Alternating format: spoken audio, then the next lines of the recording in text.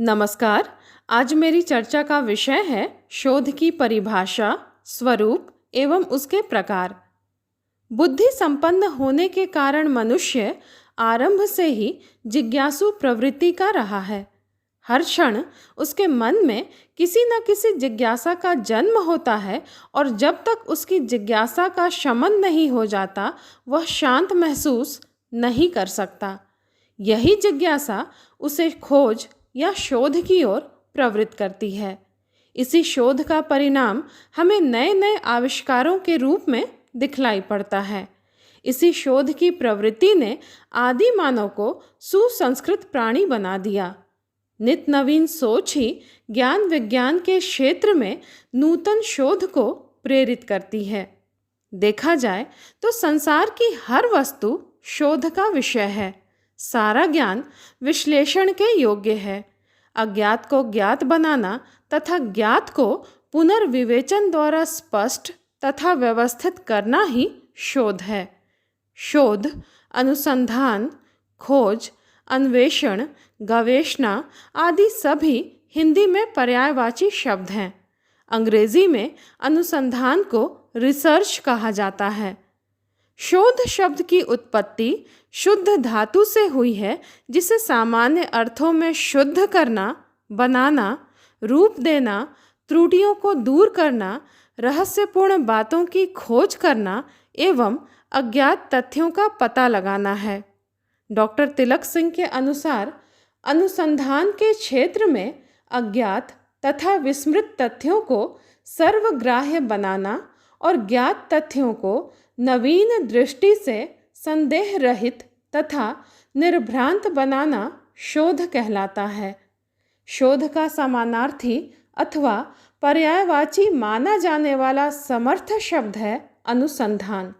व्युत्पत्ति की दृष्टि से अनुसंधान शब्द अनु और संधान दो शब्दों से मिलकर बना है। संधान शब्द में अनु उपसर्ग है, जिसका अर्थ है पीछे, बाद में, पश्चात आदि, तथा संधान शब्द का अर्थ है मिलाना, ढूंढना, जोड़ना, जांच, दिशा, निरीक्षण, परीक्षण आदि। अतः अनुसंधान का अर्थ हुआ किसी लक्ष्य को सामने रखकर किसी दिशा विशेष में बढ़ना। दूसरे शब्दों में हम कह सकते हैं कि अज्ञात वस्तुओं, तथ्यों या सिद्धांतों के आविष्कार की बोधपूर्वक क्रिया ही अनुसंधान है। किसी संपूर्ण शोध या अनुसंधान के 4 अंग होते हैं। पहला, ज्ञान क्षेत्र की किसी समस्या को सुलझाने की प्रेरणा अर्थात मोटिवेशन। दूसरा, प्रासंगिक तथ्यों का संकलन यानी कलेक्शन ऑफ फैक्ट्स। तीसरा, विवेकपूर्ण विश्लेषण और अध्ययन यानी रैशनल एनालिसिस एंड स्टडी। और चौथा, परिणाम स्वरूप निर्णय यानी कंक्लूजन। शोध का उद्देश्य अज्ञात या अनजान तथ्यों को खोजकर उसकी वास्तविकता, उसके यथार्थ को सामने लाना मात्र ही नहीं होता, वरन पहले से ज्ञात तथ्यों को भी नवीन दृष्टि से शंका रहित समाधान प्रस्तुत करना होता है। शोध या अनुसंधान में बोधपूर्वक कोशिश होती है, किसी योजना के तहत कार्य होता है, साथ ही वैज्ञानिक विश्लेषण की दृष्टि होती है और एक निश्चित लक्ष्य होता है। विभिन्न विद्वानों के अनुसार शोध या अनुसंधान की परिभाषाएं निम्न हैं।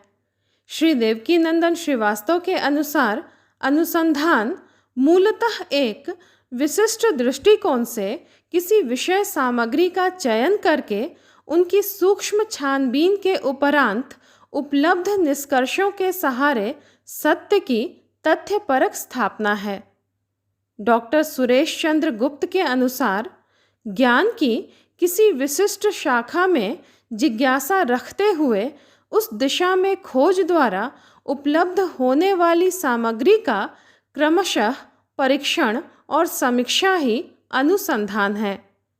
डॉक्टर ओपी वर्मा के अनुसार सत्य की खोज के लिए अथवा प्राप्त ज्ञान की परीक्षा करने के उद्देश्य से किया जाने वाला व्यवस्थित प्रयत्न ही अनुसंधान है।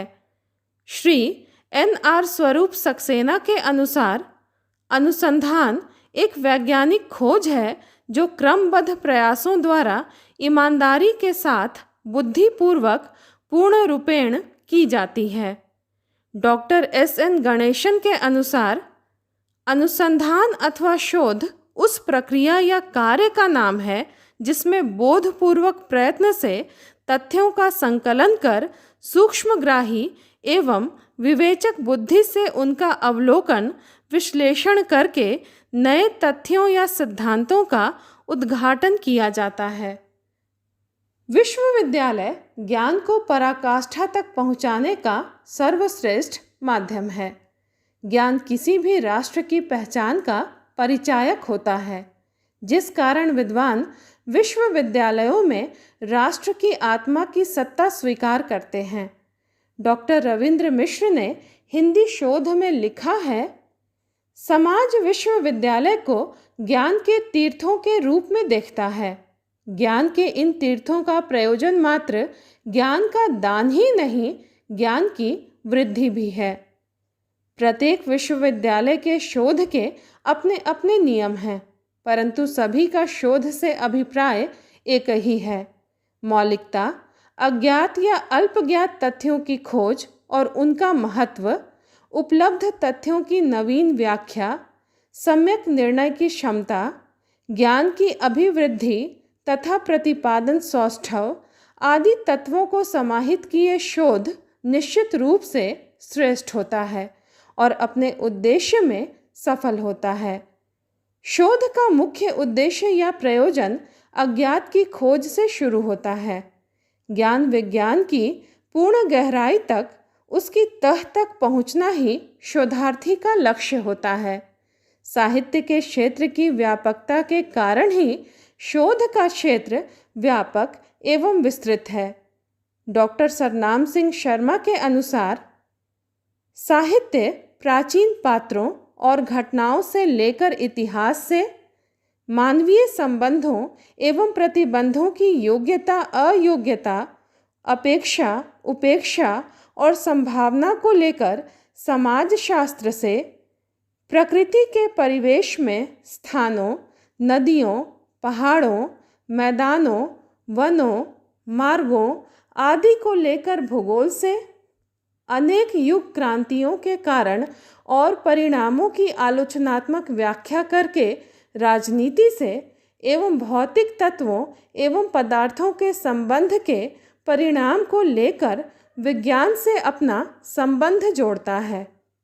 उक्त मत के अनुसार शोध की जितनी अधिक संभावनाएं बढ़ेंगी, उतना ही शोध की दिशाओं में भी परिवर्तन होगा और शोध नए रूप एवं आकार में हमारे समक्ष उपस्थित होगा। विभिन्न क्षेत्रों के शोध के रूप और उपयोग भिन्न भिन्न होते हैं। कुछ प्रत्यक्ष रूप में लक्षित होते हैं तो कुछ परोक्ष रूप में। हमारे जीवन का समग्र विकास मात्र बाह्य जगत अथवा भौतिक समृद्धि पर आश्रित नहीं होता है, वरन आंतरिक जगत के विकास की भी अपेक्षा रखता है। अतः दोनों क्षेत्रों के ज्ञान का विकास जीवन के लिए अनिवार्य है। इस कारण जीवन के संपूर्ण विकास के लिए भौतिक एवं अभौतिक क्षेत्रों के विविध विषयों में शोध की आवश्यकता होती है। ज्ञान के विविध विषयों को हम दो वर्गों में बांट सकते हैं, पहला भौतिकी तथा दूसरा मानविकी। इन्हीं के आधार पर अनुसंधान को भी दो वर्गों में रखा गया है, पहला भौतिकी अनुसंधान तथा दूसरा मानविकी अनुसंधान। प्रथम में शोध पदार्थगत होता है, दूसरे में विचारगत। प्रथम का परिणाम वैज्ञानिक आविष्कार होता है, दूसरे से मानव का विचार पक्ष समृद्ध होता है। प्रथम प्रकार का अनुसंधान वर्तमान पर केंद्रित होता है, दूसरे प्रकार का अनुसंधान काल की सीमा से स्वतंत्र होता है। व्यवहार प्रक्रिया की दृष्टि से अनुसंधान के तीन भेद निर्धारित हैं। पहला प्रयोगशाला अनुसंधान, दूसरा विभिन्न क्षेत्रों में घूमकर विवरण या आंकड़े एकत्रित करने का अनुसंधान। तीसरा, घर बैठकर ग्रंथों के अध्ययन एवं अनुशीलन का कार्य। प्रथम वर्ग में वैज्ञानिक, दूसरे में सामाजिक, अर्थशास्त्र, समाजशास्त्र आदि तथा तीसरे में मुख्यतः साहित्यिक विषयों से संबंधित अनुसंधान कार्य आते हैं। देखा जाए तो संसार में जितने विषय और रूप हैं उन सब पर अनुसंधान हो सकता है। वर्तमान समय में शोध के विविध प्रकार परिलक्षित हो रहे हैं जो निम्न हैं। पहला है साहित्यिक शोध। साहित्य विषयक शोध या अनुसंधान ही साहित्यिक शोध है। अपनी प्रकृति और विविध स्वरूप के कारण साहित्यिक शोध मौखिक, लिखित और प्रकाशित रूप में उपलब्ध होता है। डॉक्टर तिलक सिंह ने साहित्यिक शोध को 4 वर्गों में विभाजित किया है। पहला, जीवन वृत्तीय शोध। दूसरा, प्रवृत्तिगत शोध। तीसरा, प्रभावगत शोध तथा चौथा, आलोचनात्मक शोध। पहले हम बात करेंगे जीवन वृत्तीय शोध की। किसी साहित्यकार के संपूर्ण व्यक्तित्व एवं कृतित्व के बारे में प्रामाणिक जानकारी प्राप्त करना ही जीवन वृत्तीय शोध कहलाता है। साहित्यकार का जन्म, जन्म स्थान, जन्म तिथि, शिक्षा दीक्षा, माता पिता का परिचय आदि की खोज और इन सब का साहित्यकार के व्यक्तित्व पर पड़ने वाले प्रभाव की जानकारी हासिल करना ही शोधार्थी का लक्ष्य होता है। साथ ही साथ साहित्यकार की तत्कालीन परिस्थितियों, उसकी रचना का कारण, उसके कृतित्व आदि की जानकारी जीवन वृत्तीय शोध के अंतर्गत परिगणित होता है। शोधार्थी साहित्यकार के जीवन वृत्त के अध्ययन के लिए 2 प्रकार की सामग्री से सहायता लेता है। पहली तो वह जिसमें रचनाकार अपनी रचनाओं में स्वयं के जीवन के बारे में कहता है, अर्थात अंतःसाक्ष्य, तथा दूसरी उन तथ्यों की पुष्टि के लिए संग्रहित किए गए बाह्य तथ्य या बाह्य साक्ष्य। इसके लिए शोधार्थी रचनाकार पर लिखी गई कृतियों, ऐतिहासिक प्रमाणों, शिलालेखों, जनश्रुतियों आदि का उपयोग करता है। जीवन वृत्तीय शोध के लिए शोधार्थी को तथ्यों के सार्थक विश्लेषण की आवश्यकता होती है। कई बार रचनाकार की कृतियों के संदर्भ तो मिल जाते हैं, परंतु कृतियां उपलब्ध नहीं होती, और कई बार एक ही रचना की 1 से अधिक प्रतियों में पाठ भेद के कारण रचनाकार के जीवन वृत्त की प्रामाणिकता सिद्ध नहीं हो पाती है। रचना और इतिहास के प्रामाणिक तथ्यों में मेल नहीं खाने पर रचनाकार का जीवन अप्रामाणिक ठहरता है। भक्ति काल के कवि कबीर, सूर, तुलसी आदि कवियों के जन्म एवं मृत्यु तिथियों का विषय आज भी विवादास्पद है। अतः ऐसी स्थिति में शोधार्थी को इतिहास सम्मत प्रामाणिक तथ्यों के आधार पर ही किसी निष्कर्ष पर पहुंचना चाहिए। दूसरा, प्रवृत्तिगत शोध। हिंदी साहित्य के इतिहास के 4 कालखंडों में प्रत्येक कालखंड अपनी प्रवृत्तियों के कारण दूसरे कालखंड से अलग दृष्टिगोचर होता है। विशेष प्रवृत्ति के आधार पर कालखंड का नामकरण होता है। विदित है कि किसी कालखंड में एक विशेष प्रवृत्ति के अलावा अन्य प्रवृत्तियां भी साहित्य को प्रभावित करती हैं। शोधार्थी एक या एक से अधिक प्रवृत्तियों को आधार बनाकर शोध विषय चुन सकता है। तीसरा है प्रभावगत शोध। वर्तमान सदैव इतिहास से प्रभावित होता है। इसी प्रकार एक काल का साहित्य अपने पूर्ववर्ती काल से प्रभावित रहता है।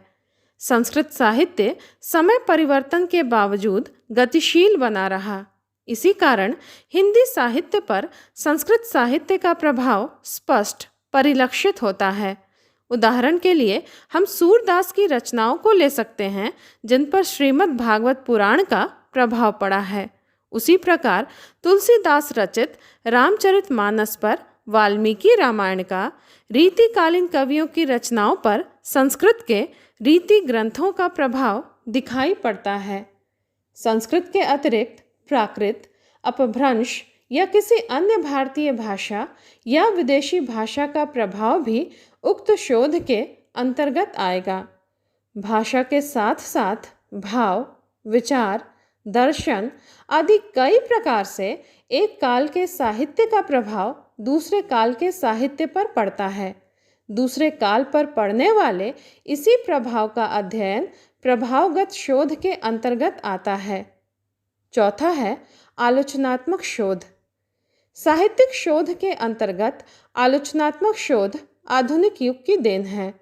अन्य शोध प्रकारों की तुलना में वर्तमान में आलोचनात्मक शोध अधिक हो रहे हैं। आलोचनात्मक शोध व्याख्यात्मक और सैद्धांतिक आलोचना दो रूपों में विभक्त है। व्याख्यात्मक आलोचना को पुनः दो वर्गों में विभाजित किया गया है। पहला प्रभाववादी आलोचना तथा दूसरा वस्तुवादी आलोचना। प्रभाववादी आलोचना की अपेक्षा वस्तुवादी आलोचना शोध का विशिष्ट क्षेत्र है, जिसमें वस्तुनिष्ठ तथ्यों की प्रधानता होती है। आचार्य रामचंद्र शुक्ल ने हिंदी साहित्य में इसी आलोचना पद्धति को प्रशय दिया। सैद्धांतिक आलोचना के भी तीन वर्ग हैं। पहला प्रगतिवादी आलोचना, दूसरा रसवादी आलोचना तथा तीसरा सांस्कृतिक आलोचना। जहाँ प्रगतिवादी आलोचना मार्क्सवादी चिंतन को स्पष्ट करती है, वहीं रसवादी आलोचना रस सिद्धांत को। सांस्कृतिक आलोचना संस्कृति की पारंपरिक और प्रवहमान चेतना की परिचायक है। अगला शोध का प्रकार है ऐतिहासिक शोध। बुद्धि संपन्न होने के कारण मनुष्य आरंभ से जिज्ञासु प्रवृत्ति का रहा है।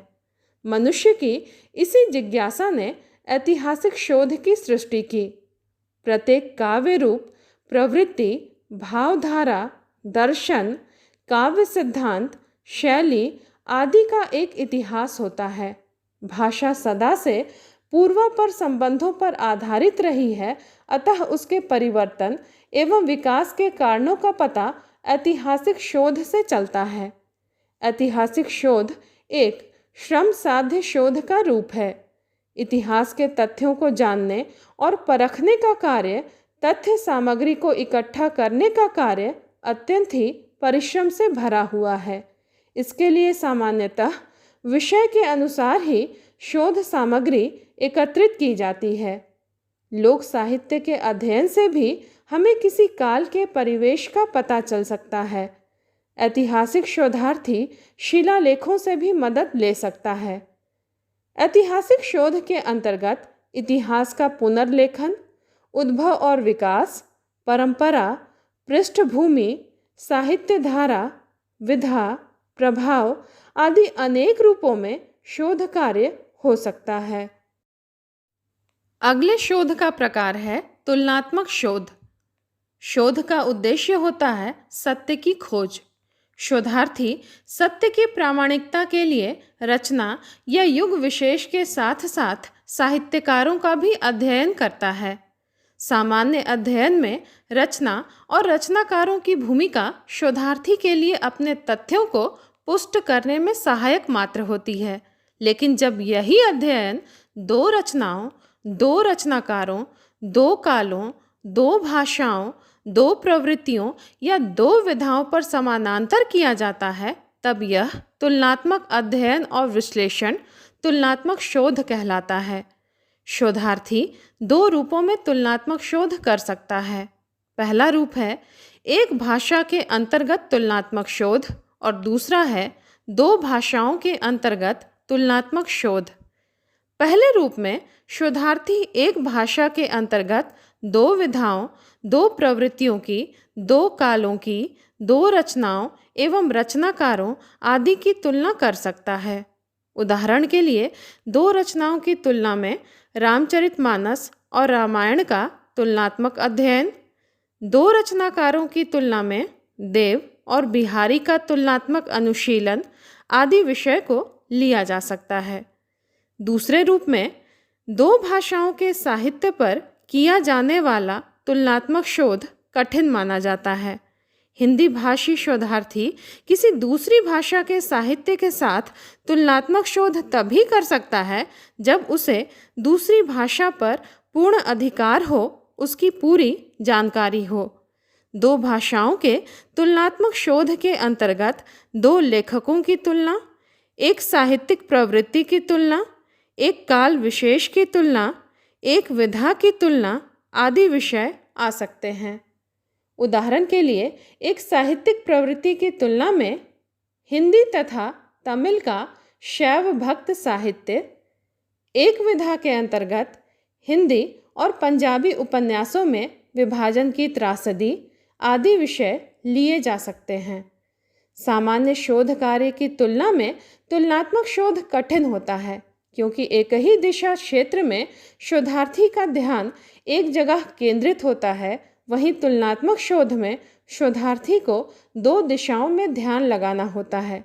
शोधार्थी को भाषा विषय कठिनाई पहले होती है। दोनों भाषाओं के साहित्य के प्रति शोधार्थी की समान रुचि और समग्र ज्ञान ही उसके शोध को सफल बनाता है। दूसरी समस्या निर्देशन की भी होती है। निर्देशक को दोनों भाषाओं का ज्ञान शोधार्थी से अधिक होना चाहिए। कई बार एक भाषा के ज्ञान के अभाव में एक निर्देशक की जगह दो निर्देशक की शोधार्थी को ज़रूरत होती है। कई कठिनाइयों के बावजूद तुलनात्मक शोध से हमारे देश की विभिन्न भाषाओं, साहित्य और संस्कृति का पता चलता है, जो हमारे ज्ञान में अभिवृद्धि करता है। देखा जाए तो एक तरह से तुलनात्मक शोध राष्ट्र की एकता को प्रतिपादित करता है, क्योंकि उक्त शोध में विविध साहित्य और संस्कृति का समन्वय होता है। अगले शोध का प्रकार है मनोवैज्ञानिक शोध। मनोविज्ञान अंग्रेजी भाषा के साइकोलॉजी शब्द का हिंदी रूपांतर है। मन का नियम या मन का सैद्धांतिक रूप मनोविज्ञान है।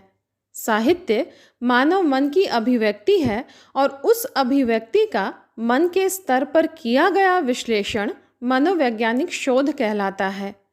मनोविज्ञान रचनाकार के मन तथा उसके क्रिया व्यापारों का अध्ययन करता है।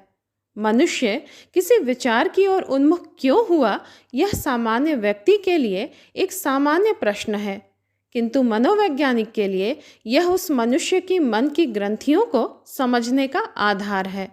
रचनाकार अपनी रचना में दो रूपों में उपस्थित होता है।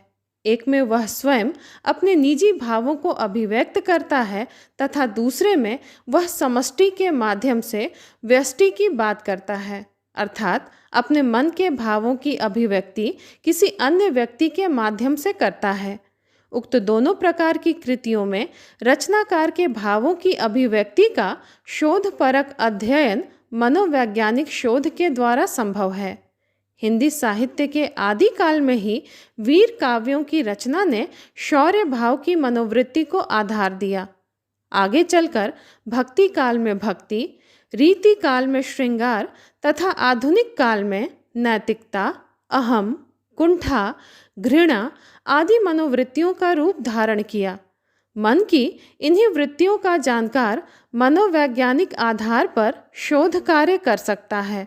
उदाहरण के लिए राम की शक्ति पूजा का मनोवैज्ञानिक अध्ययन तथा तुलसी के काव्य का मनोवैज्ञानिक विश्लेषण जैसे विषय को लिया जा सकता है। अगले शोध का प्रकार है समाज शास्त्रीय शोध। साहित्य को समाज के दर्पण की संज्ञा दी गई है, क्योंकि समाज की समस्त परिस्थितियां साहित्य में ध्वनित होती हैं। साहित्य में विद्यमान इसी ध्वनि अर्थात सामाजिक तत्वों का वैज्ञानिक अनुशीलन ही समाज शास्त्रीय शोध है। साहित्य के किसी कालखंड, कवि या रचना का समाजपरक अध्ययन ही उक्त शोध का कार्य है। इस प्रकार के शोध में सामाजिक समस्याओं, रीति रिवाजों, परंपराओं आदि का विश्लेषण किया जाता है। उदाहरण के लिए आधुनिक हिंदी कविता में समाज या प्रेमचंद की रचनाओं में समाज और संस्कृति का चित्रण आदि विषयों को लिया जा सकता है। अगले शोध का प्रकार है सांस्कृतिक शोध। संस्कृति शब्द का व्युत्पत्तिपरक अर्थ है सम्यक क्रिया, अर्थात वह क्रिया जिससे किसी क्षेत्र में रहने वाले लोगों की जीवन पद्धति, विचारों और क्रिया व्यापारों का पता चले। इन्हीं विचारों एवं पद्धतियों का अध्ययन एवं विश्लेषण सांस्कृतिक शोध कहलाता है। कहा जाता है कि भारतीय संस्कृति गांवों में बसती है, इसलिए उक्त शोध का अध्ययन करते समय लोक साहित्य को विशुद्ध साहित्य से अधिक महत्व दिया जाता है। लोक जीवन का परिष्कृत और परिमार्जित रूप ही संस्कृति है। संस्कृति के आंतरिक पक्ष में आध्यात्मिकता, मानवतावादी दृष्टिकोण, नैतिकता, सौंदर्य बोध आदि मुख्य तत्व हैं। वहीं बाह्य पक्ष में सामाजिक संबंध, व्यवहार, जीवन की मूलभूत आवश्यकताएं आदि शामिल हैं। संस्कृति के क्षेत्र की व्यापकता का अंदाज़ा इसी बात से लगाया जा सकता है कि वह क्षेत्रीय स्तर से लेकर वैश्विक स्तर तक विद्यमान हो सकती है। अहिंसा, धर्म, आध्यात्मिकता आदि गुण भारतीय सांस्कृतिक एकता के परिचायक हैं। सांस्कृतिक शोध के अंतर्गत शोधार्थी संस्कृति के विविध रूपों को अपने शोध का आधार बना सकता है, जैसे सूरदास के काव्य में ब्रज संस्कृति या उत्तर प्रदेश के लोकगीत जैसे विषयों को शोध के लिए लिया जा सकता है। अगले शोध का प्रकार है भाषा वैज्ञानिक शोध। भाषा और साहित्य का संबंध अविच्छिन्न है। भाषा ही वह माध्यम है जिससे साहित्य को अभिव्यक्ति मिलती है। भाषा का विशिष्ट ज्ञान भाषा विज्ञान कहलाता है। किसी भी भाषा में रचित साहित्य या किसी रचना के आधार पर भाषागत अध्ययन करते हुए सत्य की खोज ही भाषा वैज्ञानिक शोध कहलाता है। भाषा का मूलाधार शब्द है जिसे भारतीय आचार्यों ने परम ब्रह्म कहा है।